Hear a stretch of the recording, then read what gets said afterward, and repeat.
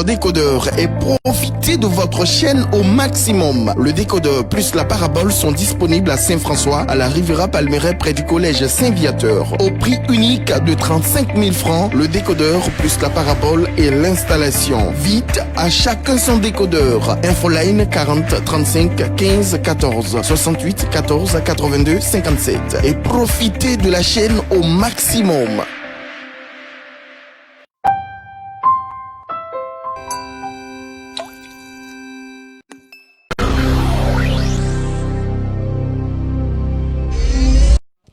L'intuition fondatrice du docteur Jean-Emmanuel Clément Akobé de mettre sur pied une congrégation de religieux devient réalité le 26 juillet 1997. 26 juillet 1997, 26 juillet 2020, des voix de mémoire pour la communauté catholique Mère du Divin Amour qui voit sortir en son sein des prêtres et des sœurs religieuses. Pour ce faire, ils ont décidé de marquer une pause pour dire merci au Seigneur, celui-là même qui a permis que cela devienne possible. Une célébration en guise d'action de grâce. Comment cela s'est-il passé et dans quelles conditions? Vous en saurez davantage tout au long de cette émission. Vous êtes sur Divin Amour TV et nous sommes en compagnie du docteur Jean-Emmanuel Clément Akobé, fondateur de la communauté catholique Mère du Divin Amour, de la sœur Myriam de l'Agneau Pascal, de la mère supérieure de l'Institut religieux féminin de la communauté catholique Mère du Divin Amour, la sœur Sylvie Konga. Je suis Marie-Christine Acro et je co-anime cette émission avec Mélissa Kouné. Bienvenue sur la chaîne de la Nouvelle Évangélisation.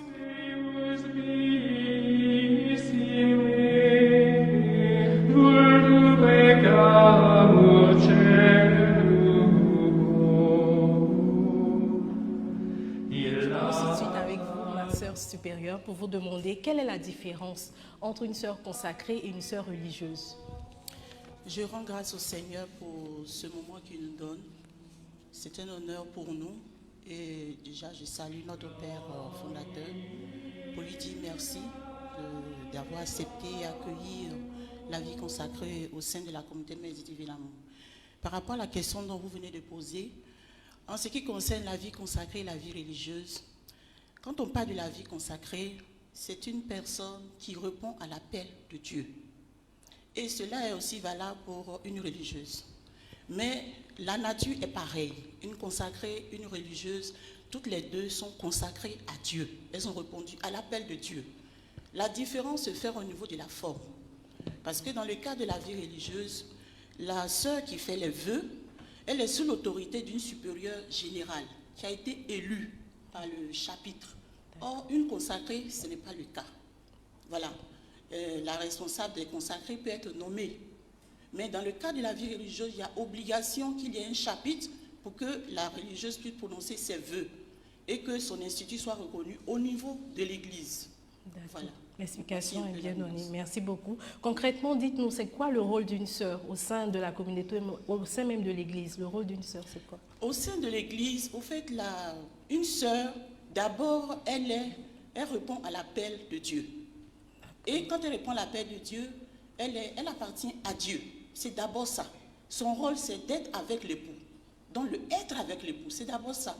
Et c'est après, dans le débordement d'être avec l'époux, qu'elle répond à une mission, selon le charisme de la communauté, si c'est dans l'enseignement, peu importe. Mais d'abord, le rôle d'une sœur, c'est être avec l'époux.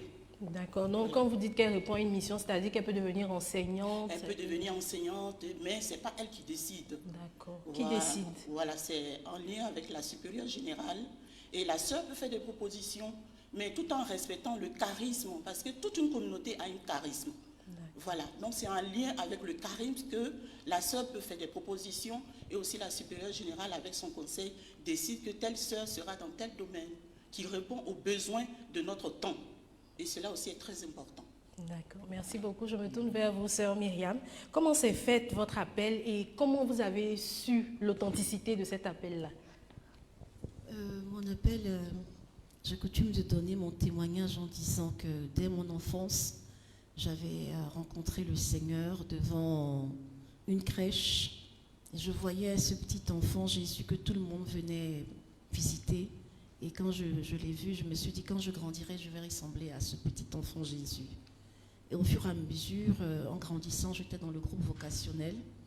Mais à vrai dire, personne ne croyait à ma vocation parce que j'avais pas le profil.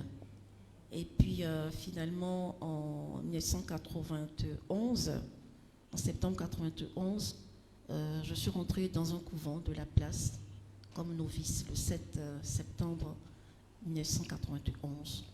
Mais comme je le dis toujours, je n'avais pas rencontré le Seigneur. Et à l'issue de 6 mois de noviciat canonique, je suis sortie de ce couvent et j'ai commencé à chercher le Seigneur. C'est 3 ans plus tard, en la période pascale 1993, donc de 91 à 93, que j'ai rencontré le Seigneur, mais dans une vision qui a bouleversé ma vie. Voilà comment s'est fait mon appel. D'accord. Mère supérieure, qu'en est-il de votre appel à votre niveau? Bon, en ce qui me concerne, concernant mon appel, ma rencontre s'est faite dans le Saint-Sacrement, dans l'adoration de l'Eucharistie. Et je me souviens qu'à l'époque, j'étais au primaire. Et c'est par le bien d'un père français qui était sur ma paroisse, la paroisse Saint-François-Xavier d'Abobo, que j'ai pu faire cette rencontre avec le Seigneur. Et au fur et à mesure, ça a découlé sur un appel.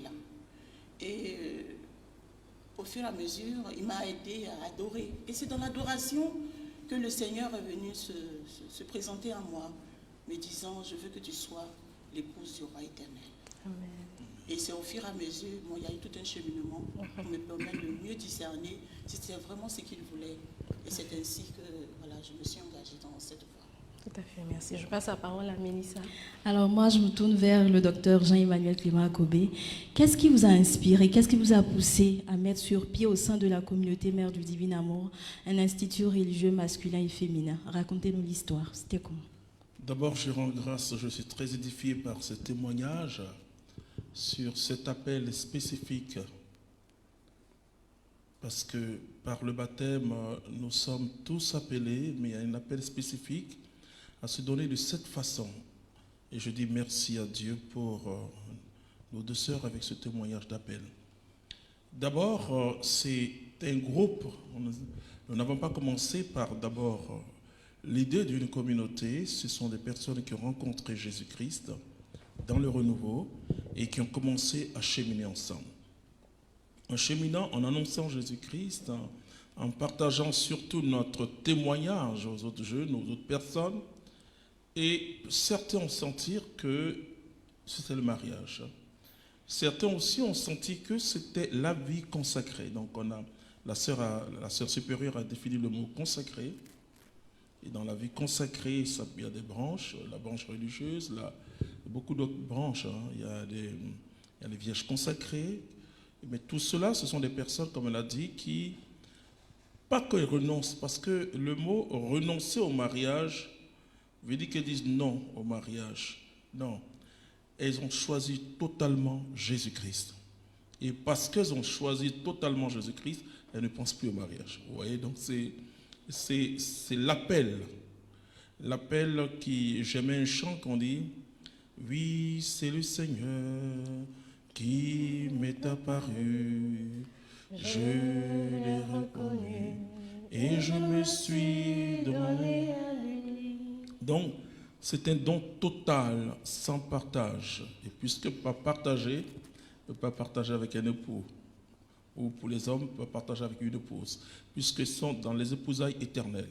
C'est-à-dire que ce que nous, on va vivre après, après notre mort, les épousailles éternelles, dans la vie consacrée, on est déjà épouse de Jésus. Même si on est homme, épouse de Jésus, d'une manière totale, comme l'Église est déjà, mais dans la vie religieuse, dans la vie consacrée, on est par anticipation d'une manière totale et d'une manière immédiate. Donc, alors les jeunes gens et les jeunes filles, certains sont des appels au sacerdoce royal, enfin au sacerdoce ministériel, et d'autres aussi à la vie religieuse. Donc, on parlait de la vie consacrée, puisque en tant que communauté nouvelle, le langage premier, c'était les frères et sœurs consacrés. Voilà.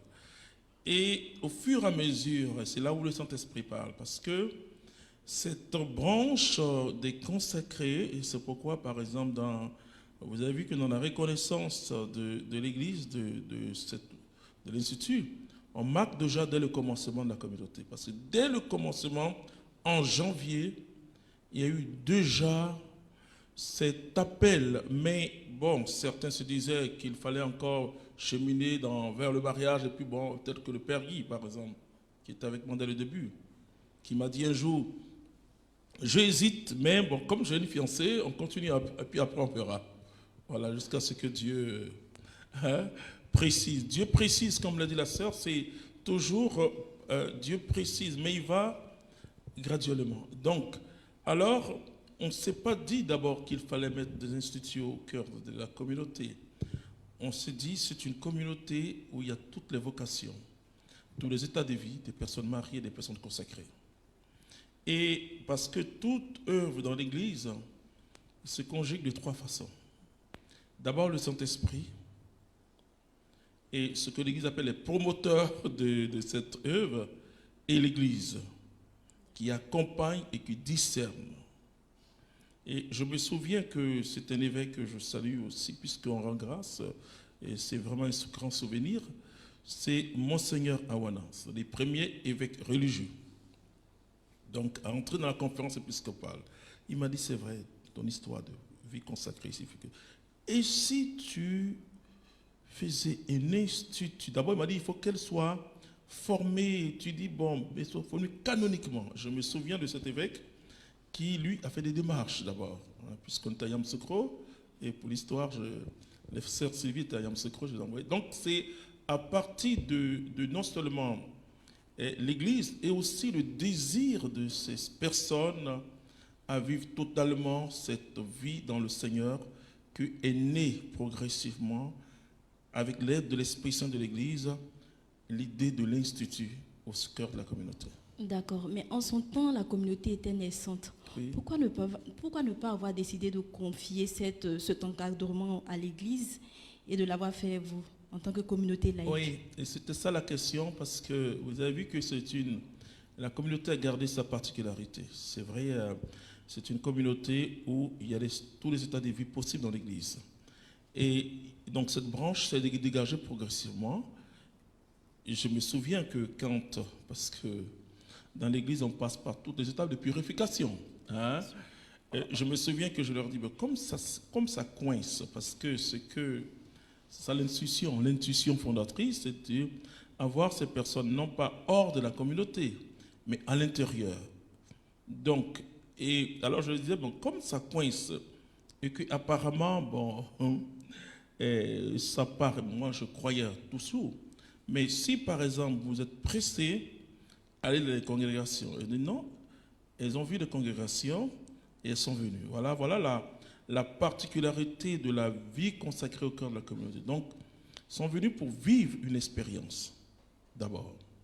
D'accord. Quel a été l'encadrement, l'appui de l'Église dans l'encadrement de ces sœurs religieuses? Oui, d'abord, il y a eu des étapes. D'abord, c'est ce qu'on appelait le noviciat communautaire. On appelle le désert. D'accord. Le désert est effectivement, puisque étant dans ce qu'on appelle communauté nouvelle, on n'avait pas encore vu une communauté nouvelle aller faire un noviciat canonique. Nous avons été la première communauté nouvelle dans le monde entier à faire, et donc avec l'aval de Rome. C'est extraordinaire. Donc, elles sont allées à semi-embryonnaire chez les sœurs de Saint-Jean pour faire le noviciat canonique. Et ça, je me souviens qu'un membre des communautés nouvelles m'a dit, Clément, c'est pas possible. Dans les communautés nouvelles, c'est pas comme ça. Je dis non, tôt ou tard, on va en arriver là. Parce que elles sont en habit, elles sont des consacrées, et l'Église, pour l'Église, il y a une forme religieuse. Et cette forme religieuse, comme l'a dit la sœur, passe par le noviciat canonique. Donc c'est le noviciat canonique qui est l'une des particularités de la vie religieuse. Il y a eu le noviciat canonique, vous n'avez pas eu des appréhensions sur la question, parce que vous êtes sûr au fond de vous que la congrégation peut être au sein de la communauté, mais avec tout ce qui se dit dans l'Église, vous êtes une communauté laïque, est-ce que vous n'avez pas eu des appréhensions? C'est-à-dire que personnellement, j'ai épousé la croix de Jésus, donc moi je crois que ma spiritualité est centrée sur Jésus crucifié. Donc, et pour moi, si ça vient de Dieu, ça passe. Si ça ne vient pas de Dieu, comme le dit Gamaliel, Ça passe pas.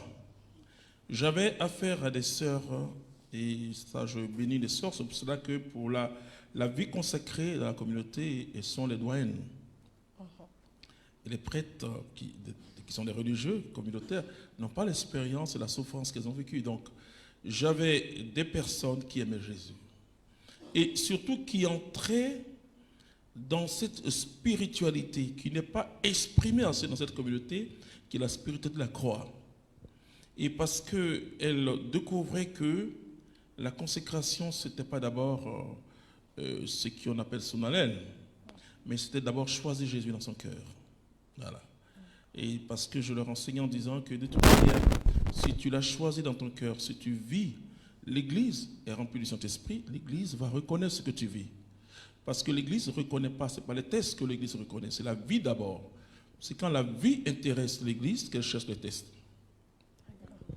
Nous sommes en 2020, 23 ans après. Quel sentiment vous anime quand vous voyez les premières sœurs ici avec nous? Oui, c'est vrai que quand on dit 23 ans, on veut dire qu'on peut parler des premiers vœux. Voilà.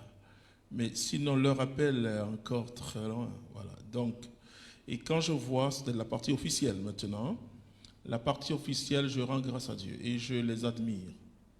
Je les admire, je leur dis souvent qu'ils ont tracé l'histoire de la vie religieuse en Côte d'Ivoire. C'est vrai que nous ne sommes pas les premières, mais le fait que j'étais à une rencontre de toutes les sœurs en pays francophone de l'Afrique de l'Ouest, et quand j'ai regardé leur feuillet, je voyais que j'étais le moins gradé parmi les fondateurs là.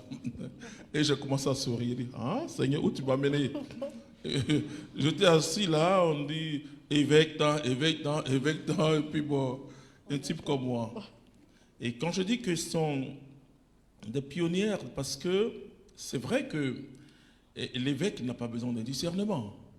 C'est-à-dire, il peut sentir par l'esprit aussi qu'il faut une congrégation.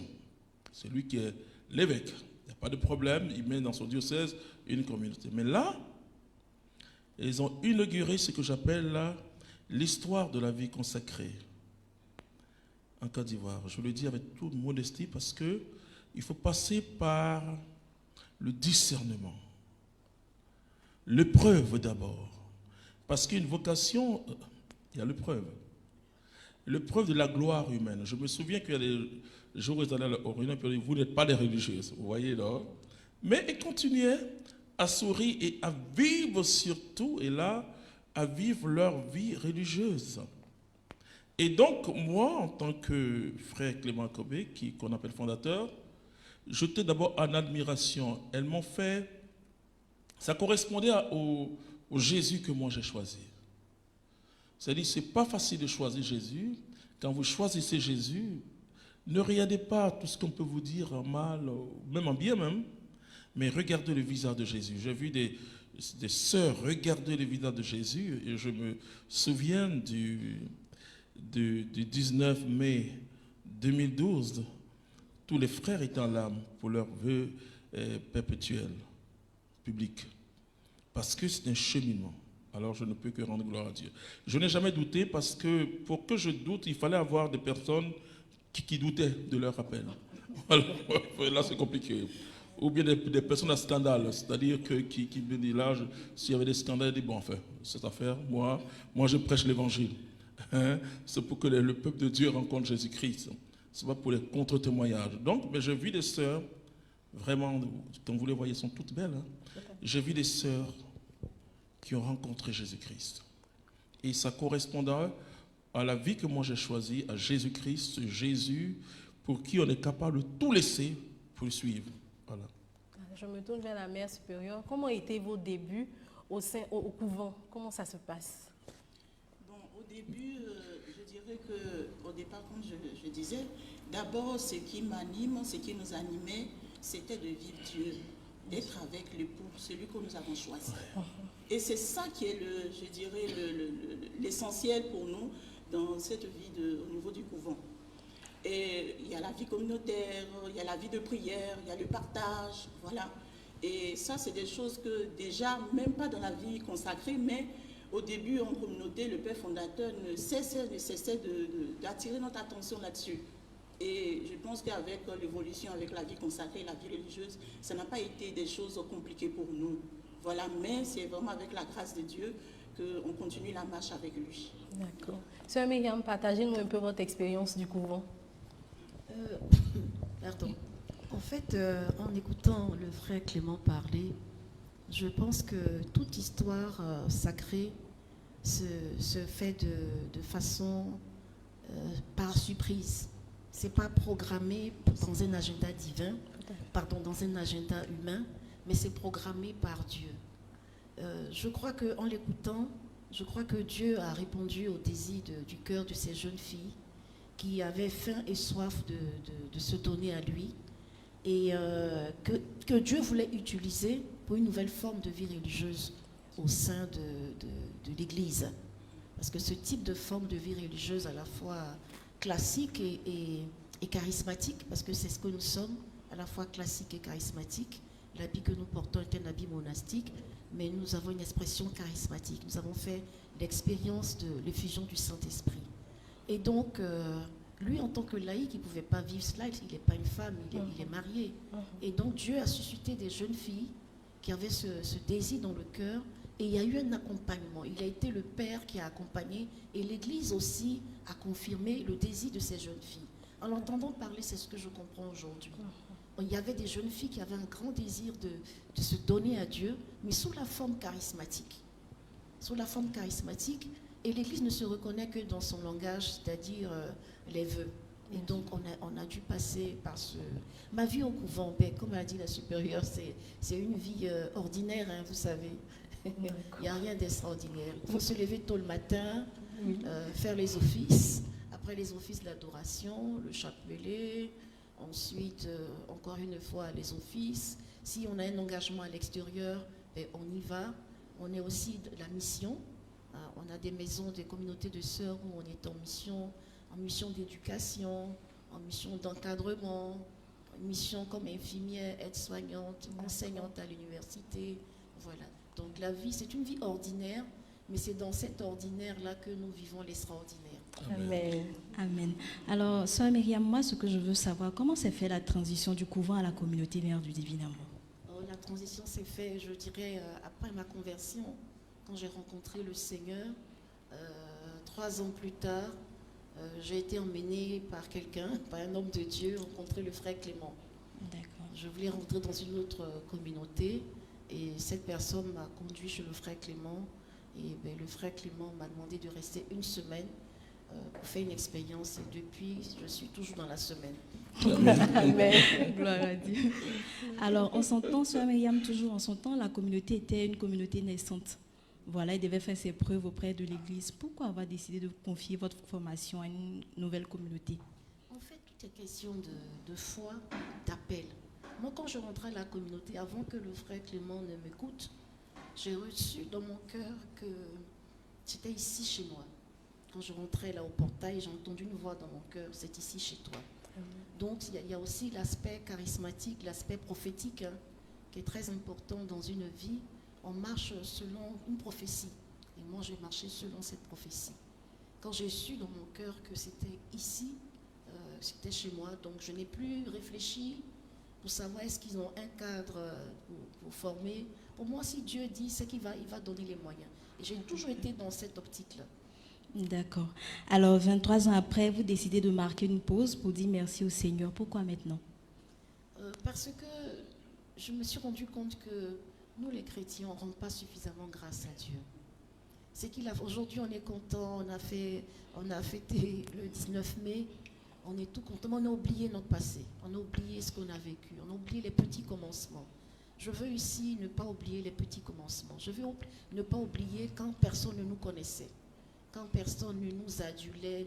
Le fondateur nous a toujours dit la reconnaissance est très dangereuse parce que on va tellement vous aduler que vous allez oublier votre passé. Moi, je ne veux pas oublier mon passé.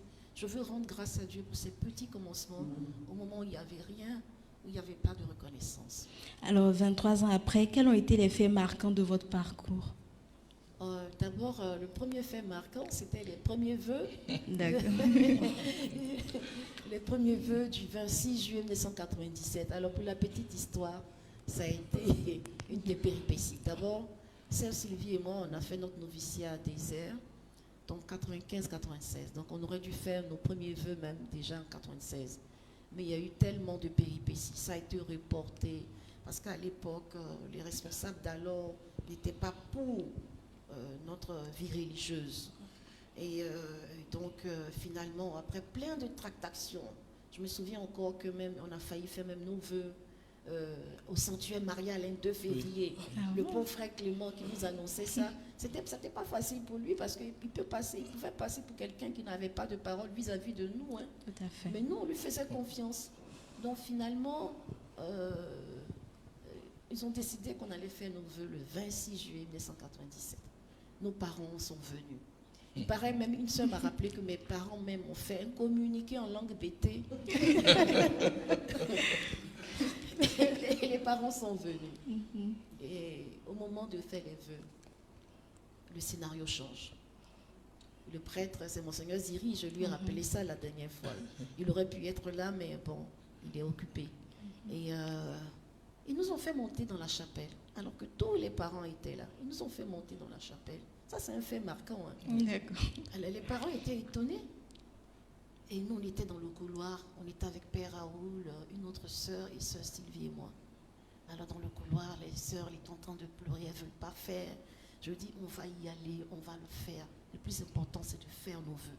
Et on est parti en présence du frère Clément, le frère Yves. Au moins, il y en a eu des témoins. Et donc, on a fait nos vœux dans le martyre. Je ne sais pas, aujourd'hui, c'est facile, les gens, mais ça nous a forgé un caractère. Tout à fait. Donc, on a fini de professer les vœux, puis on est descendu. Il y a des parents qui n'étaient pas contents. Ils se sont demandé, mais pourquoi est-ce qu'au moment des vœux, vous allez? Mais parce qu'à l'époque, on ne voulait pas qu'on fasse des vœux publics. Les gens ne voulaient pas que, si on faisait ces vœux devant les gens, c'était synonyme de vœux publics. Ce qu'ils n'ont pas voulu, c'est ce qui est arrivé aujourd'hui. Voilà, la main de Dieu.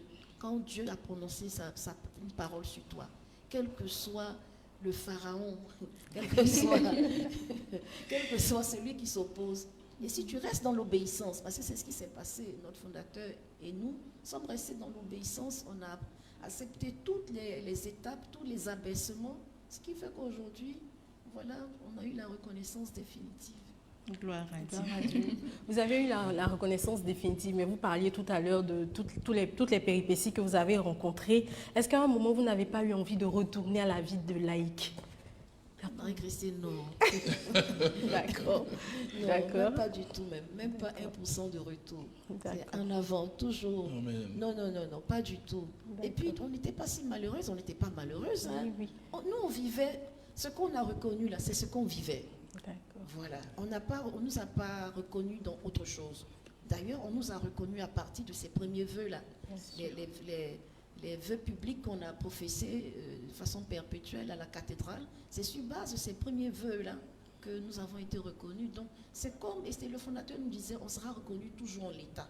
Et moi-même, une année, alors qu'il y avait des tractations pour que je fasse des vœux perpétuels, privés, je suis venue lui dire, je dis, moi, je ne sais pas, hein, mais je sais qu'on sera reconnu en l'état. Comme on est, c'est comme ça qu'on sera reconnu.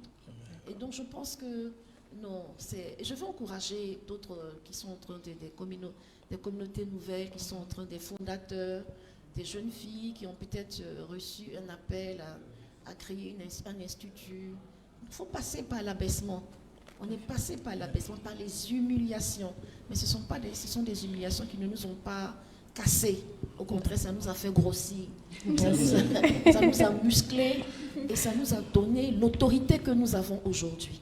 D'accord. Vous êtes les premières sœurs nées de l'Institut féminin religieux. Est-ce que ce n'est pas un défi pour vous d'être un modèle parfait pour d'autres qui reçoivent l'appel ou bien qui vous suivent? Absolument, c'est une grande responsabilité dans la mesure où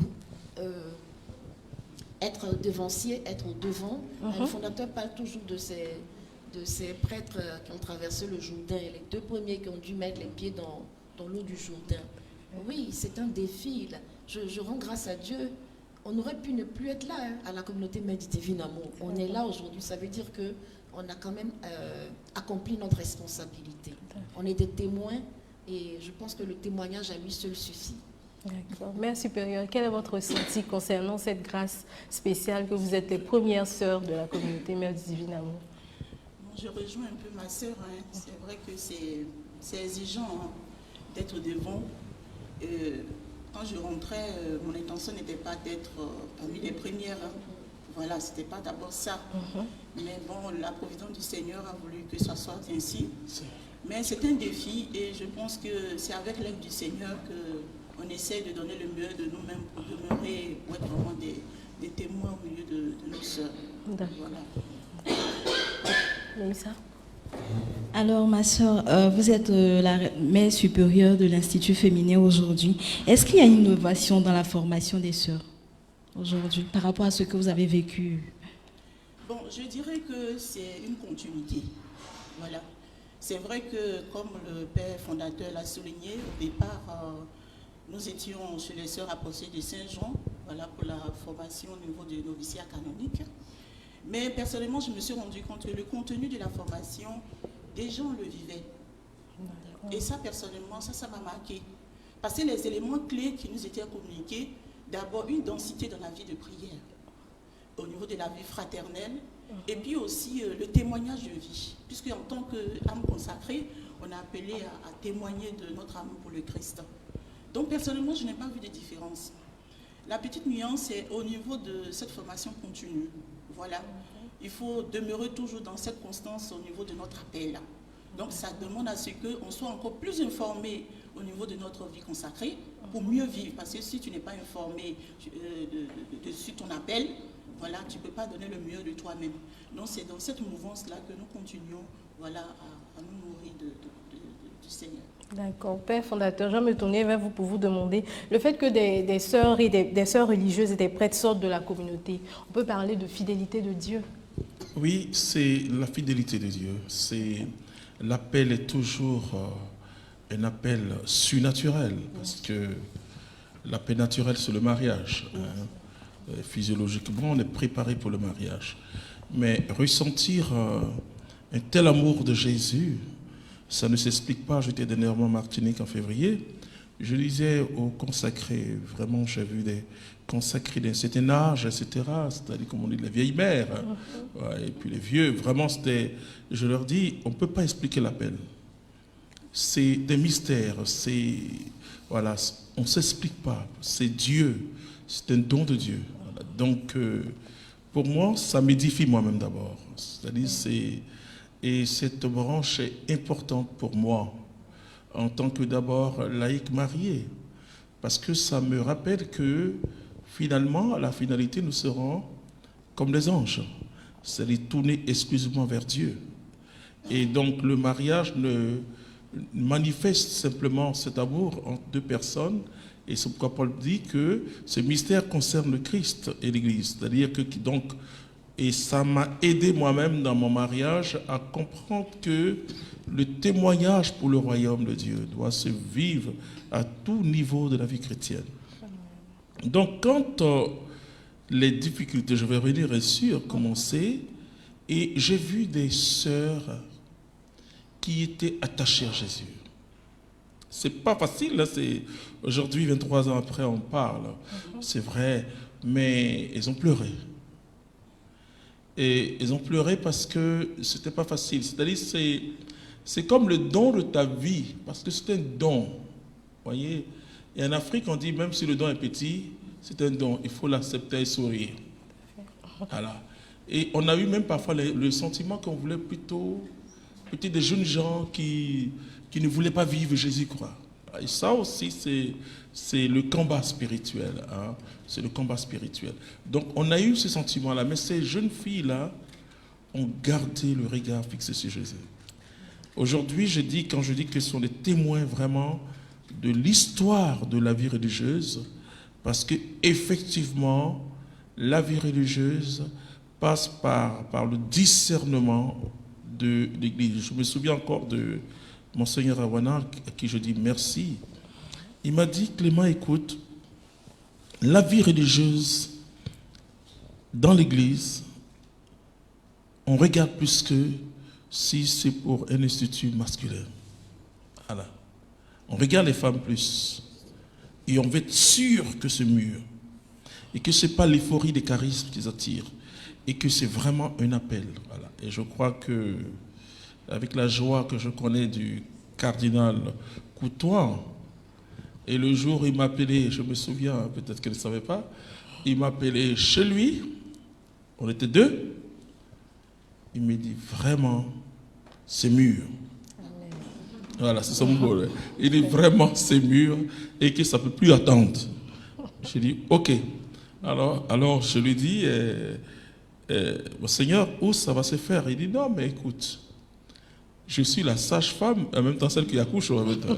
Donc ça se fait à la cathédrale, vous voyez, parce qu'il était dans l'émerveillement de voir cette persévérance-là. Parce qu'on pouvait se décourager pour aller, et d'ailleurs des congrégations qui les faisaient des yeux doux, voilà. Donc, mais ils ont dit, on veut vivre ça. Et l'histoire même de la mère supérieure, c'est très édifiant. Voilà, très édifiant parce que quand il y a une soif, il y a le surnaturel. Quand il n'y a pas une soif, on est dans le naturel. D'accord. Sœur Myriam, je vais vous demander, vous êtes une pionnière de la communauté Mère du Divin Amour et puis vous avez aussi votre expérience de l'étranger. Dans quelle mesure vous faites bénéficier cette expérience à vos sœurs d'ici? Par présence déjà.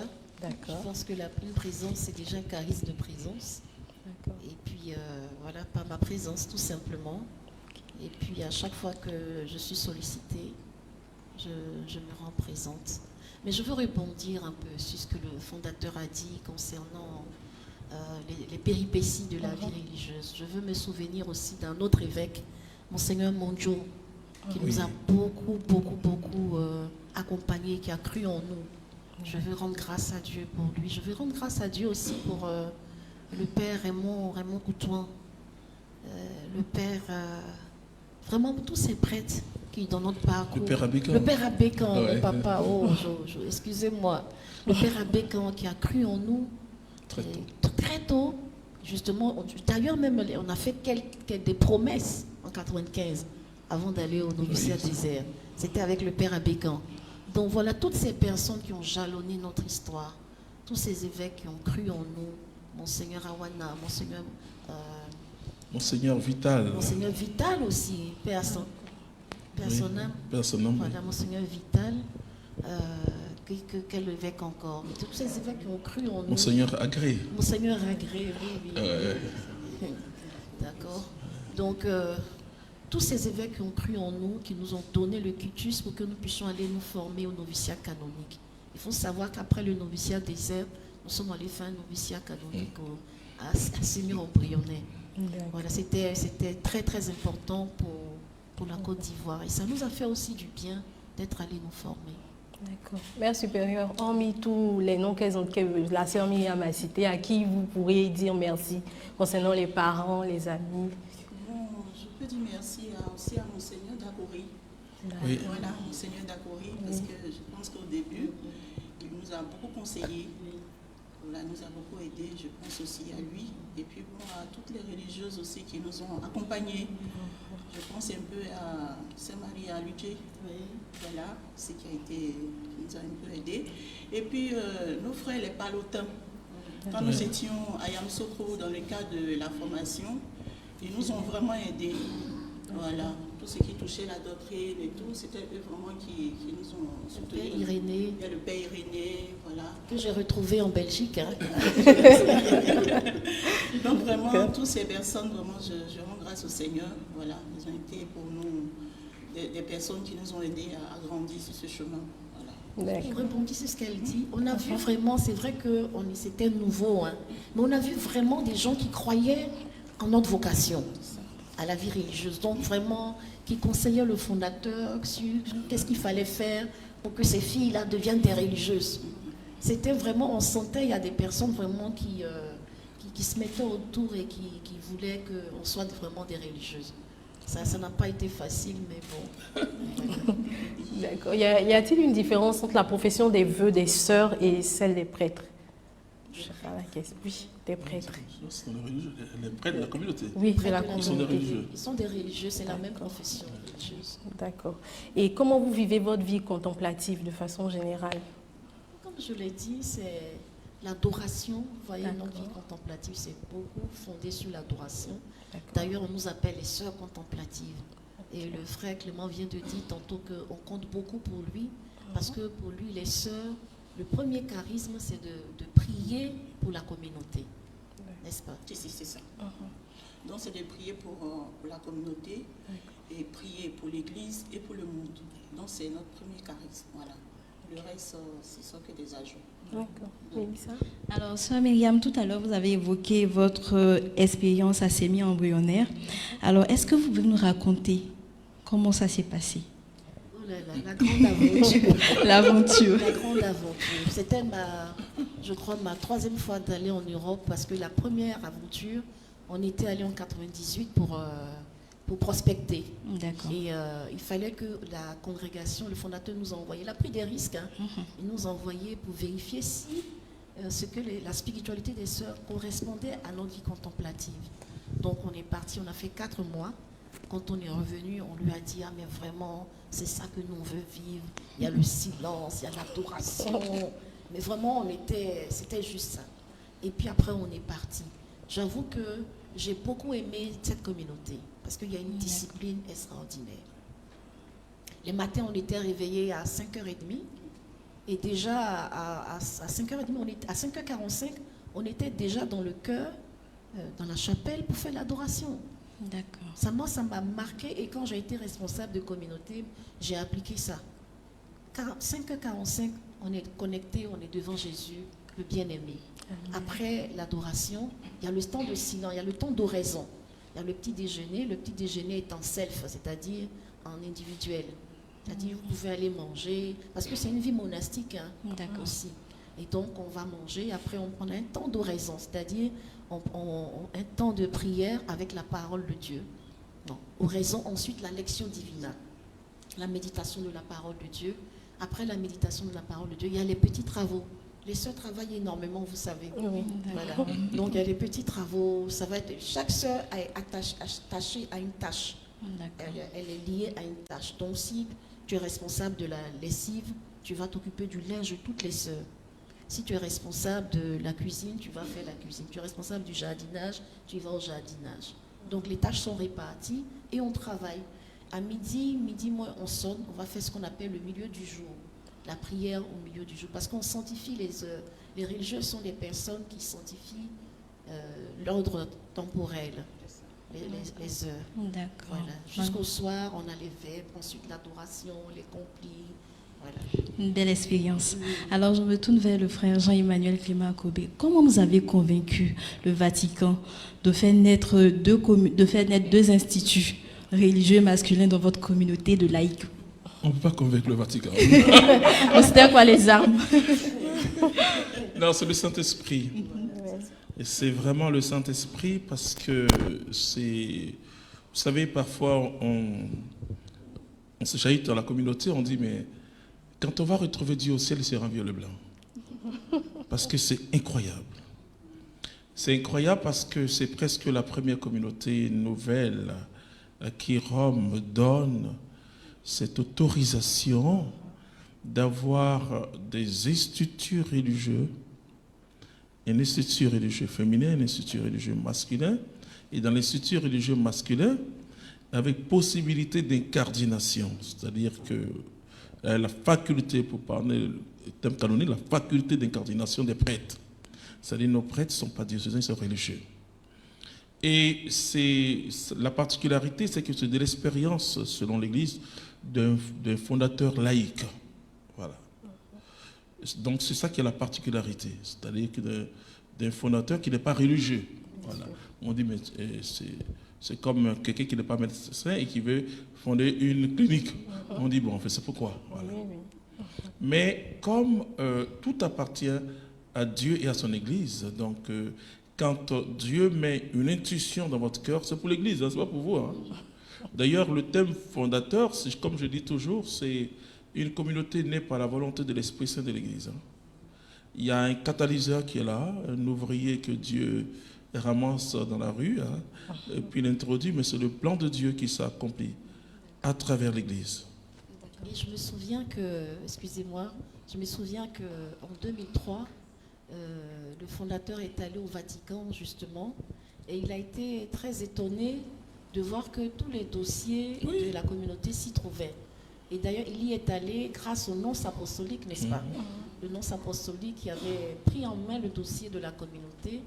Et je me souviens que je les ai rejoints à Bruxelles et on est allé ensemble au Vatican, au dicastère de la vie religieuse. Et Oui, là, c'est ça.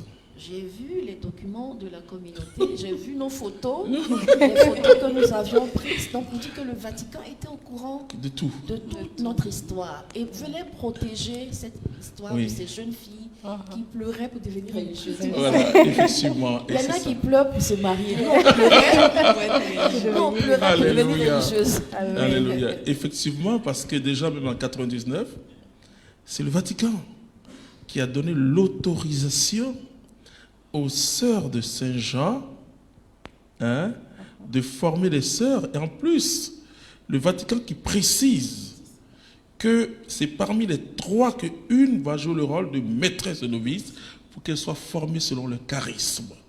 Vous voyez, l'Église est charismatique. Si quelque chose vient de Dieu, ce n'est pas toi qui vas confirmer, c'est l'Église. Parce que l'Église est sensible à l'esprit. Et nous, ça nous a émerveillés. Quand on est allé, comme on l'a dit, hein, et dès qu'ils nous ont vus, on était quatre. Hein, il dit, au fondateur, il savait déjà. On dit, hi. Donc il faut rester tranquille dans l'Église. Hein. Je voulais juste faire un ajout pour dire que dernièrement, il y a 2 ans, j'ai eu à participer à une rencontre des supérieurs générales au niveau international. Donc le Seigneur a permis que je puisse rencontrer le chargé de la vie consacrée au niveau du Vatican. Et un élément important qui revenait là-dessus, c'est de garder notre identité. Nous sommes les sœurs de la mère du divin amour. Nous ne sommes pas les sœurs de telle congrégation. Que nous restons ce que nous sommes. Et je dirais que c'est très important parce que le danger, c'est que, c'est vrai, nous sommes des religieuses, mais on peut avoir tendance à ressembler à telle congrégation. Voilà, donc chaque fois, c'est de revenir à notre identité. Nous sommes des sœurs de la mère du divin amour, des sœurs charismatiques, vivant une vie contemplative. Voilà, donc il est revenu là-dessus. On nous dit vraiment de veiller à ça. Et même dans les implantations, hein, il ne faudrait pas que les évêques qui nous appellent dans les diocèses oublient cet aspect-là. Donc même dans l'accord, dans les conventions, il faudrait qu'on insiste sur ces points-là. Parce que si on ne fait pas attention, on met à côté notre identité et puis on est dans l'activisme. Et on passe à côté de beaucoup de choses. Voilà, donc c'est ce que je voulais ajouter. Un additif aussi. Allez-y. Voilà, comme disait la supérieure générale, c'est très important de garder notre mémoire, la mémoire de qui nous sommes. Et c'est pour ça que nous sommes dans ce devoir de mémoire. Je voudrais simplement aussi dire merci aux sœurs Notre-Dame de la Paix qui nous ont encouragés, à la mère Angélina Aka, à l'époque, qui nous a encouragés, à la sœur Geneviève. Je me souviens de cette sœur à Yamsokro qui m'a dit, et Geneviève René, je crois. Oui, c'est Geneviève. Geneviève René. Elle a dit ceci. Si votre histoire vient de Dieu, vous serez reconnu. Je veux rendre hommage à cette sœur qui a été une prophétesse. Je veux lui rendre hommage parce que, vous savez, ce n'était pas du tout facile. Quand vous êtes nouvelle dans le paysage, ce n'est pas toujours qu'on vous accepte. Mais de voir que des aînés qui ont une intuition prophétique vous acceptent, ça encourage les jeunes filles que nous étions à l'époque. D'accord. Et qu'est-ce qu'on ressent quand on est, en quelque sorte, la confirmation de la vision du frère Clément Akobé? Il n'y a rien à ressentir.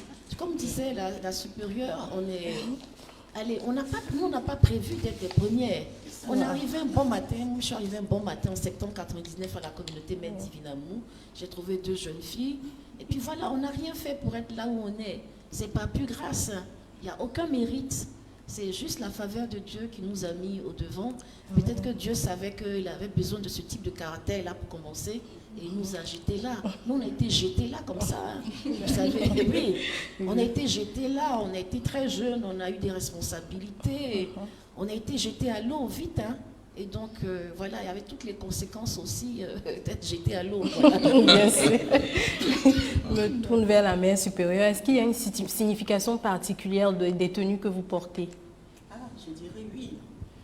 chaque communauté religieuse elle a une tenue. D'accord. Maintenant, la tenue est en lien, je reviens sur l'identité, sur le charisme. Ok. Comme disait le père fondateur, nous sommes une communauté de fêtoirs. Ouais. On est toujours continuellement tendu vers le Christ crucifié. Et nous savons que le violet, hein, c'est un mélange du bleu et du rouge. Voilà. Donc Marie est là pour nous aider. On dit toujours oui. Mais n'oublions pas qu'il y a la croix. Mais c'est une croix glorieuse. Amen. Voilà, pas une croix qui nous ramène vers l'arrière. Non, pas du tout. Mais ce blanc que nous portons est là pour nous rappeler la résurrection, que nous devons demeurer dans l'espérance. Et comme nous sommes une communauté contemplative, il y a aussi cette dimension monastique. Voilà. Donc dans l'église, une communauté qui a une dimension contemplative, quand on voit la tenue, il y a la bulle, le scapulaire et le voile. Voilà. D'accord. Mélissa? Le scapulaire rappelle toujours Marie, la servante. Donc c'est une communauté, c'est mariale, la servante. Le scapulaire, c'est le service. Le service dans la contemplation, c'est-à-dire l'action et la contemplation. C'est pas la passivité, la vie religieuse. Et à l'intérieur de ce qu'elles vivent dans leur maison, il y a d'abord contempler leur chéri qui est Jésus-Christ et être au service de toute l'humanité. Alors là, je me tourne vers la mère supérieure. La parole de Dieu déclare que la moisson est abondante, mais peu sont les ouvriers. Depuis la profession de vos vœux jusqu'à aujourd'hui, est-ce qu'on peut affirmer que les ouvriers sont nombreux à la vie religieuse? À la vie religieuse, je dirais oui. Hein. Oui. Parce que, en ce qui concerne les ouvriers, quand une personne accepte de rentrer dans une communauté, elle répond un appel. Et c'est avant ça aussi la fonction du charisme. Nous sommes des sœurs de la mère des divines amours qui contemplent, qui évangélisent. Donc une jeune fille qui veut rentrer dans notre communauté, elle doit épouser cela. D'accord. Elle peut faire d'autres options. Voilà. Mais en matière de vocation, nous rendons grâce à Dieu. Pour le moment, on en a. Donc, Dieu combien? Ça continue. Combien le nous? Bon, actuellement, au niveau des sœurs, nous sommes 59 sœurs. D'accord. Tout compris, hein, les professes perpétuelles, elles sont 43. Mais 43. D'accord. Voilà, donc il y a aussi les sœurs professes temporaires, mais le tout, ça fait 59. Et puis, on a une sœur qui est en probation. Elle vient d'une autre congrégation. Donc, pour le moment, on n'a pas encore fait le transfert de ses vœux perpétuels au sein de notre institut. D'accord. Voilà. D'accord. Nous sommes... vous voulez ajouter quelque chose? Je voulais ajouter aussi qu'on est implanté sur plusieurs pays, dans plusieurs pays. D'accord. Au niveau de la Côte d'Ivoire, nous avons des maisons de sœurs à Memni, à Beauville, à Zopé et à Yamoussoukro et à Kpakpabo. D'accord. Donc les gens croient qu'on est seulement à Abidjan. Non, non, non. On est implanté à Beauville, à Zopé, à Kpakpabo, à Yamoussoukro. Ça, c'est pour la Côte d'Ivoire. Et bien sûr, ici à la maison mère. Et au niveau de l'étranger, on a 3 communautés de sœurs en France. À Beaumont, c'est-à-dire en région parisienne, on a une communauté de sœurs. On a une communauté de sœurs dans le Vaucluse. Une communauté de sœurs aussi à Puget-sur-Argens. Donc on a 3 communautés de sœurs implantées. Donc ça veut dire qu'on est exportable. D'accord. Voilà. Et je vais rassurer parce que beaucoup ne savent pas que nous sommes des religieuses. Beaucoup ne savent même pas qu'il y a des religieuses à la communauté Mère du Divin Amour. Cette émission est l'occasion pour nous de rappeler que les religieuses, les sœurs que vous voyez, ce ne sont pas des sœurs consacrées. Ce sont des religieuses qui appartiennent à un institut canonique. C'est vrai qu'elles étaient de consacrées. Elles sont devenues des religieuses par la reconnaissance canonique de notre institut. C'est pareil pour nos frères. Parce que beaucoup connaissent la communauté, la dimension laïque de la communauté, mais ne connaissent pas la dimension religieuse de la communauté. Voilà. Donc je veux aussi ajouter pour dire que, en ce qui concerne l'intégration dans l'Église, en tant que communauté religieuse, nous sommes pleinement religieuses dans l'Église, au fait. Voilà. Donc, tout ce qui touche l'intégration, au niveau des unions, des supérieurs générales, les supérieurs majeurs, que ce soit au niveau national, international, l'Institut des Sœurs, on est dans ces structures-là. Et c'est obligatoire, ce n'est pas facultatif. être au niveau des supérieurs majeurs, on ne choisit pas, mais le fait que nous sommes religieux, ça s'impose. Au niveau de l'Afrique de l'Ouest, nous sommes dans cette union des supérieurs généraux et leur assistance qu'on appelle Anima Una, voilà, UCELAM, et nous sommes dans cette union-là. Donc c'est tout ça, si dans l'avenir nous voulons faire une demande pour la reconnaissance au niveau pontifical, c'est pas ça dans ces différents, voilà, c'est important. Voilà, donc c'est pour rassurer, pour vous dire qu'on n'est pas à côté, quoi. On est en plein dans l'église. Tout à fait. D'accord. Un additif, s'il Oh, vous il n'y a plaît. pas de souci. allez-y. Voilà, je voudrais vraiment dire merci aux sœurs apostoliques de Saint-Jean de France. Si vous m'écoutez, coucou. Voilà. Sœur Sylvie et moi, nous vous saluons. Je voudrais saluer aussi les sœurs Marie Consolatrices. Parce que dans notre cheminement, elles ont aussi formé une partie de nos sœurs. 10 sœurs. 10 de nos sœurs. Donc nous ne pouvons pas, dans ce devoir de mémoire, les oublier. Donc nous saluons nos sœurs Marie Consolatrices. Un tout grand merci pour ce que vous avez fait. On salue aussi Monseigneur Ake. Monseigneur Ake. Joseph Ake, Voilà. ah oui. Voilà. D'accord. Pour la dernière question de notre émission, je me tourne vers la Mère supérieure. Nous sommes au terme de notre émission. Avez-vous un appel à lancer quand on sait que la vie religieuse, c'est quelque chose qui vient par intuition et non sur une demande? Bon, ce que je peux lancer comme appel, je dirais aux jeunes filles, aux jeunes gens, vraiment, si vous recevez l'appel, répondez, acceptez. Parce que la vie religieuse, ce n'est pas une perte de temps. Ce n'est pas des personnes qui n'ont rien à faire de leur vie, mais c'est des personnes qui ont donné leur vie à Dieu. Voilà. Donc, qui témoignent de la vie à venir. Ce que nous allons vivre au ciel, on anticipe déjà sur la terre. Amen. Donc, c'est ce que nous vivons. Donc, vous voyez un peu l'engagement. C'est un engagement qui est très radical. Donc, ce n'est pas une perte de temps. Donc, si vous acceptez de répondre à l'appel du Seigneur, au contraire, vous ferez du bien. D'abord à vos familles, hein, et puis aussi au monde. Voilà. Donc, c'est ce que je peux lancer comme appel. Toute la gloire à Dieu. Je vais me tourner vers sœur Myriam pour son mot de fin. Je dirais pareil, hein, je vais jeter le manteau d'Élie sur quelqu'un qui m'écoute. Je l'ai dit, il y en a qui pleurent pour se marier. Nous, on a pleuré pour être religieuse. Oui. Je prie qu'il y a quelqu'un qui sont en train de pleurer pour être religieuse, pour donner son cœur. Et ce temps, je prophétise que ce temps que nous sommes en train de vivre, que des jeunes gens, que des jeunes filles prennent la faim et la soif de Dieu. Parce que Dieu cherche des femmes, il cherche des hommes en qui il va mettre un fardeau pour être eunuque pour le royaume. C'est-à-dire se donner, capable de se donner corps, âme et esprit pour que le monde change. Pour que ces jeunes gens, ces jeunes filles supplient le Seigneur. Hein, c'est la réserve de Dieu que Dieu se prépare. Les religieuses, c'est une réserve que Dieu se prépare. Je prie que tu entendes ce cri, que toi aussi tu viennes nous rejoindre. Amen. Mère supérieure, votre mot de fin. Bon, le mot de fin, je demande à tous ceux qui nous écoutent, aimer Jésus et le faire aimer. Voilà. Je vous exhorte à aimer Jésus, quel que soit votre état de vie, et le faire aimer. Mais je vous encourage à vous engager dans la vie religieuse. Merci, merci ma mère. Alors, Père fondateur, c'est la fin de l'émission. Votre mot de fin. Je suis en contemplation devant Dieu, Gloire à Dieu. en entendant tout ça, et je vais ajouter quelque chose de très important. Le monde parle d'utilité. Et on se dit toujours, il y a du gaspillage quand les personnes choisissent Jésus. Elles peuvent faire d'autres choses que ça. Non, effectivement, c'est cette matrice qui porte le monde.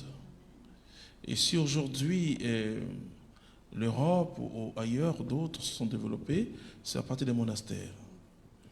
Et donc, ce n'est pas du gaspillage que d'accepter que son enfant devienne prêtre ou religieux ou religieuse. Mais c'est un don gratuit au monde, même au monde scientifique, parce qu'on peut se dire, bon, ceux-là, ils sont là que pour les trucs, les choses religieuses. Non.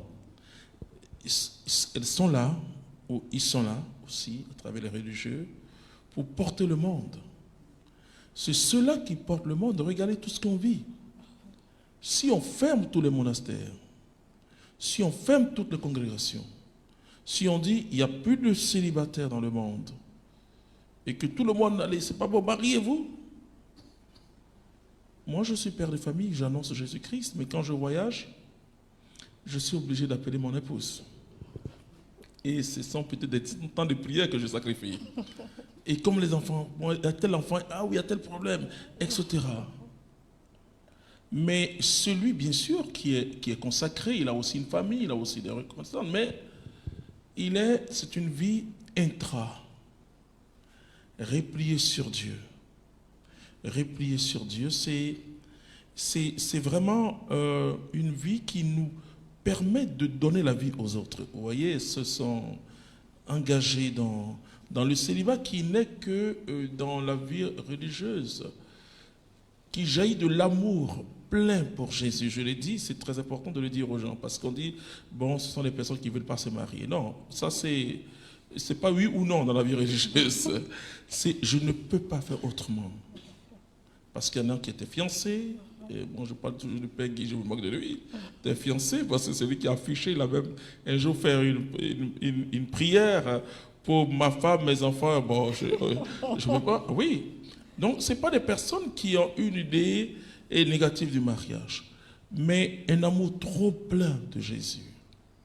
Un amour trop plein et sublime en plus. Alors, je dis au monde entier, voici les panneaux indicateurs du ciel. D'abord, leur existence nous dit que Dieu existe. C'est ça. Parce que dans la vie religieuse, il y a certes la chasteté, mais il y a l'obéissance et la pauvreté. Obéir? Non, c'est pas facile, hein? Et la pauvreté, c'est-à-dire renoncer aux biens légitimes pour le royaume de Dieu. Donc, ça interpelle ce monde matériel et matérialiste où l'argent devient presque un dieu. Donc, je conseille à tout le monde, tous ceux qui sont appelés, bien sûr, hein, d'épouser cette vocation. Amen. Mais nous vous disons merci à vous tous qui nous avez suivis. Nous espérons que vous en savez un peu plus sur la vie consacrée religieuse et sur la communauté catholique Mère du Divin Amour. Merci à toutes les sœurs qui ont effectué le déplacement dans ce studio. Et nous allons, pour célébrer ce 23e anniversaire avec la louange, célébrer le nom du Seigneur par la louange avec notre sœur Geneviève Brou. À très bientôt sur la chaîne de la Nouvelle Évangélisation. Nous voulons célébrer notre Dieu car lui seul en est digne. Il est le maître de la vie, le Seigneur des seigneurs.